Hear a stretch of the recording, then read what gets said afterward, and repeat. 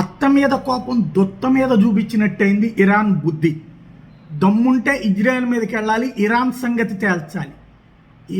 Dubai ఏం చేసింది?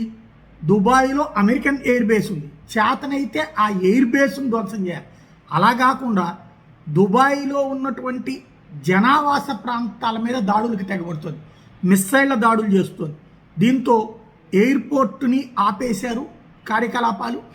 అదే సమయంలో బుర్జ్ ఖలీఫాని ఖాళీ చేస్తున్నారు 1 by 1. మిస్సైళ్ల దాడులు దుబాయ్ మీదనే ఎక్కువ చేసుకొస్తుంది. అంటే ఇజ్రాయెల్ మీదనో అమెరికా మీదనో చేయాల్సినటువంటి దాడులు ఎయిర్ బేస్లు ఉన్నంత మాత్రాన తోటి ముస్లిం దేశాలే కదా, మరి వీటిని ఎందుకు నాశనం చేయాలనుకుంటున్నది? అంటే షియా సున్నీ కాన్సెప్ట్ అనమాట. ఇక్కడ ఈ పనిలో పనిగా దీన్ని ధ్వంసం చేసేటటువంటి విచిత్రమైనటువంటి ఎత్తుగడ ఇప్పుడు స్పష్టంగా కనబడుతుంది. దుబాయ్లో టెన్షన్ పెరిగిపోయింది ఇప్పుడు.